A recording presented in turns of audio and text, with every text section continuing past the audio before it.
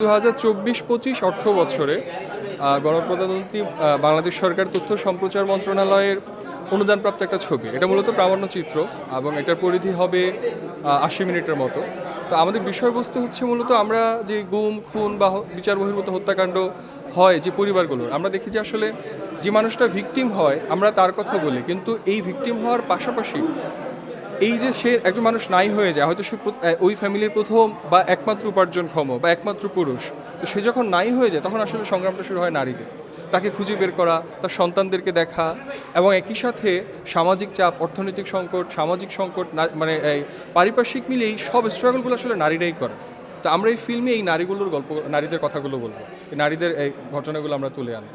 হ্যাঁ, সেই পরিপ্রেক্ষিতে আমরা 8 মার্চ বিশ্ব নারী দিবসে এই চলচ্চিত্র মায়ের ডাকটাকে আসলে আজকে আমরা শুভযাত্রা শুরু করলাম আর কি। অনুপ্রেরণা হচ্ছে আমি যখন আসলে মায়ের ডাকের প্রোগ্রামগুলোতে যাওয়ার পরে আমি খুব অবাক হই যে এরকম ঘটনাও আসলে হয়েছে, এত বিভৎস, এত নির্মম। মানে এটা আমরা আসলে জানি না, আমরা শুধু একটু জানি হ্যাঁ ঠিক আছে গুম হয়েছে বা হচ্ছে যে বিচার বহির্ভূত হত্যাকাণ্ড, কিন্তু এটার ইম্প্যাক্ট ঠিক একটা ফ্যামিলির উপর, এটা আসলে মায়ের ডাকের পরিবারগুলোতে আমি যাওয়ার পর দেখতে পেলাম। তো আমার মনে হয়েছে যে এত নির্মম ঘটনা এটা আমরা জানি না, তো এটা আসলে মানে জানানো দরকার, এবং এটার ফলে এক ধরনের ভয়েস রেইজ হবে, অ্যাওয়ারনেস তৈরি হবে, এবং সম্মিলিতভাবে সকল নাগরিকরাই তখন আসলে বলবে যে না, আমরা আসলে গুম চাই না, আমরা বিচার বহির্ভূত হত্যাকাণ্ড চাই না। তো এটা ছিল আমার মানে এই গল্পটা তৈরির পেছনে অনুপ্রেরণা।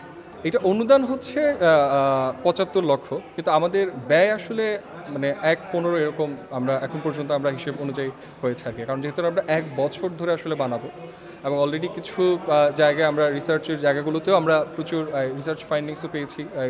সো সেইখানের বিবেচনায় আমাদের 1.15 মতো বাজেট আসে। তো সেটা মনে হচ্ছে যে এর মধ্যে আমরা শেষ করতে পারবো। এখন শুরু করলাম, আগামী বছরের এই দিনের মধ্যেই শেষ করার মানে আমরা চেষ্টা করবো, এবং এর মধ্যেই শেষ করে ফেলবো আর কি। এখন পর্যন্ত বাধা পাইনি।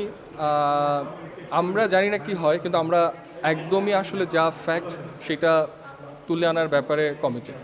এই সিনেমাটা না বানানোর উদ্দেশ্য কিন্তু এটাই যে আমরা আসলে রিপিটেশন চাই না। হ্যাঁ, মানে এতদিন যেটা হতো যে হয়তো ভিকটিম ফ্যামিলি বা তার সাথে যারা কানেক্টেড তারা জানতো আসলে কী হয়েছে, আমরা সাধারণ মানুষের জানতাম আচ্ছা গুম হয়েছে, নির্যাতন করেছে, কিন্তু নির্যাতনটা আসলে কী রকম, এইটার ফলে একটা নারীর, একটা পরিবারের কী ধরনের সংকটের মধ্য দিয়ে যেতে হয়, কী ধরনের প্রেশারের মধ্য দিয়ে যেতে হয়, মনস্তাত্ত্বিক যেই সংকটগুলো আছে, সামাজিক সংকট, অর্থনৈতিক সংকট, পারিপার্শ্বিক সব কিছু মিলিয়ে আমরা আসলে সেগুলো এখানে তুলে আনতে চাই, এবং আমরা চাই না যে এটা রিপিট হোক, এবং এই ফিল্মের মধ্যে দিয়ে আমরা আসলে একটা সমাপনী চাই।